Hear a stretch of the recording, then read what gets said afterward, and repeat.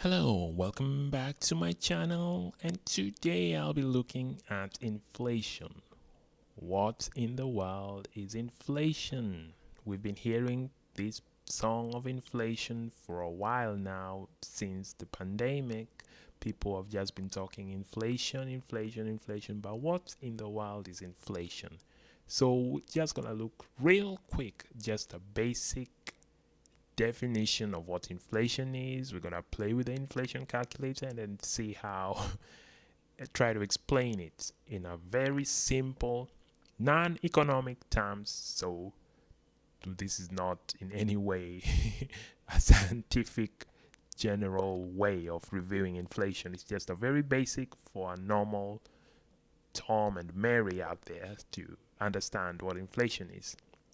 So before I begin, please consider liking and subscribing, and let's get right into it. So, what is inflation? Well, in Investopedia definition, inflation is a rise in prices. That's it.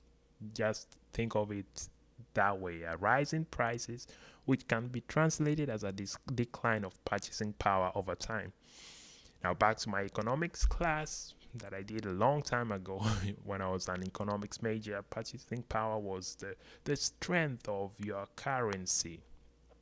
So it's the power, like it direct translation, like it states purchasing power. It's how strong your currency is. Uh, so let's just look at it in a general terms to make it way simple. Inflation, rise in prices. So why do these things happen? Like, why does inflation happen? Inflation happens basically when there's like currency. Their currency is, they're printing a lot of money in this case, and that brings the purchasing power. It weakens it. It makes it just too much circulation out there. Let's look at the causes here. Printing and giving away more money to citizens. During the pandemic, the U.S. government printed a lot of money, and it flooded basically those lots of new printed bills compared to all that have been in circulation before. Right now, it's too many printed bills, so it devalues the currency. So that's really what causes inflation. So back then, when we're getting the stimulus checks, there's always a consequence to these things because, like economics says, there is no free lunch. There's always a price to pay. So they print more money, you're gonna get inflation in one way or another. So there is let me look at real quick. There is this interesting calculator. It's called a CPI inflation calculator. When you go to the Bureau of Labor Statistics website, you can use this calculator to see how much inflation has happened. So let's say you had $100 in the year 2000, and now you want to see the purchasing power, the buying power in December of 2023. How much? $100, the same $100 that you had in 2000, back then, to the days of Cisco and the others, to now in December 2023, most recent. You can calculate, and it shows you the same buying power. Right now, it's you need $181 to match that $100. So you can use this calculator to generally gauge how things have changed in time. You can, let's use December 2000 and December 2010. Let's come closer to 2010. You have $100 in December of 2010, and now the last year on this calculator is 2023. So that's what we're gonna use, December 2010. And how much do you need now? So if you had $100 in 2010, it's gonna be worth roughly $140. You're gonna need $140 now to be. So basically, there's been so much inflation that $140 now equals $100 in 2010. So this is an interesting calculator. You can use it. We can even come closer to 20. Let's use 2019, right before COVID. $100 2019, $100 this.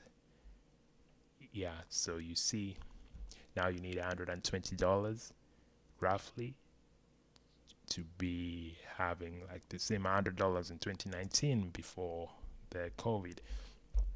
So inflation basically is just that. Let's look at the pros and cons real quick. They had an interesting table here. So advantages and disadvantages, but I want the summarized version for it because I don't want this video to be too long. So the pros are it leads to higher resale value of assets. Example, you had a house before inflation happened. Your house was $300,000. That was back in the good old days. Now houses are average 400,000 plus at the time of recording in many states. So you had a house at $300,000. Inflation happens. If you had an asset already, it's gonna be good for you if you're holding the asset. So it's gonna be higher resale value. So if you are to sell your house during an inflation, you're gonna get more money. That's what it means. So optimum levels of inflation encourage spending. That's like self-explanatory. So for the cons, buyers have to pay more for products and services. Okay, let me go back to the optimal levels of inflation encourage spending. You spend more because you need more money now to get products. People would spend more. That's like the direct translation. Some people will cut their spending because it's inflation, so many people don't have that much money. But in general, you need more money to acquire the same resources. That's what they're trying to say. Now, for the cons, buyers have to pay more for products and services. Yes, you do have to pay more. Using the house example, you do not have a house, you are still in college, but other people had a house already, they were holding it. Inflation happens, you are starting your life, you graduated from college, now you want to get a house. Now what's gonna happen is you're gonna have to pay extra money because now they have yesterday's price is not today's price. So the people selling are gonna be making money, but you who's buying the house, you're gonna have to pay way more than they did when they are now holding the assets. So impose higher prices on the economy. Yes, that's things rise in price. Everything from groceries, they increase in price. Drive some prices up at first and others later. Yes, it goes up and down. In general, it changes in things. For example, in the mortgage industry, things like go with interest rates. Like when the Fed states interest rates are going to rise and rise, it affects the housing. But if the Fed cuts the rates, many people now go back. So it's the houses, for example, are going to be selling way over the asking price during inflation.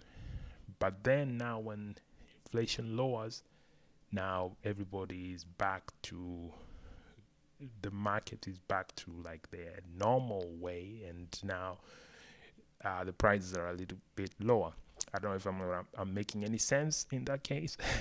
But anyway, that was my real quick analysis of inflation. Inflation, just think of it, inflation, rise in price. That's the easiest way. It's rise in price. The cause is they printed more money. Very simple uh, analysis of it. And the pros are, if you own an asset already, like a house, you're gonna sell it. If you are selling it at this during inflation, it's gonna be a rise in asset price. And if you're buying, you're gonna be hurt because it's gonna be costing too much. There is a CPI calculator here on Bureau of Labor Statistics. You can always use it to see how things are going. $200 in 2019 December. Right now you need $240 in 2023. So that's my quick review of inflation. Please like and subscribe. And until next time, take care. See you soon.